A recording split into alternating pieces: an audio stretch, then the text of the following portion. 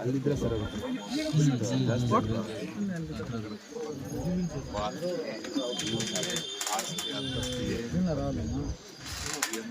రెండు కాళ్ళు చేతులు ఉన్న మనుషులు మనవాళ్ళు సరి సమానస్తులే. మీరు ఎవరు పెద్దగారు ఎవరు చిన్న. నీ భూమికి నువ్వు అధిపతి. ఇంకా ఎక్కడి నుంచి అన్నాను రాండి ఏది కష్టపడిస్తే మాకు అర్థం. మీరు వద్దు మేము బతుక్కోవాలంటే మీకే స్వతంత్రంగా నిలబడి ఆఫీసు పోలేదు కాబట్టి ఆ జవాబారి మేము తీసుకుంటాం. మీకు ఒక పైసా ఖర్చు మీరు అక్కడికి వచ్చేటప్పుడు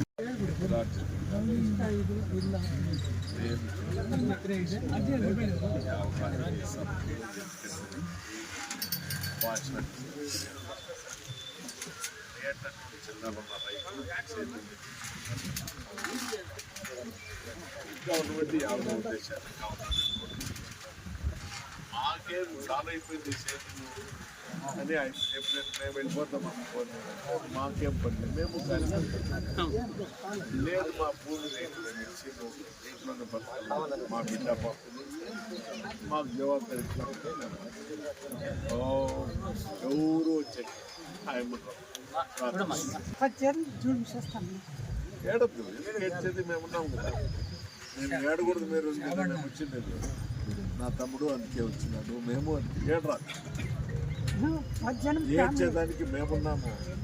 మేము పుట్టింటే మా జీవితం అంతా ఏడుస్తాము. మీతో ఏడ్పించాం. మేము ఏడుస్తాం. మీరు ఏడుకుంటాం.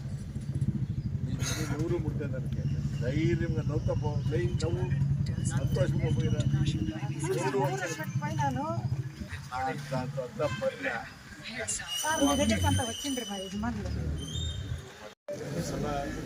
ಮಂತ್ರಿ ಮಾಡಬೇಕು ಕೈಗಾರಿಕೆ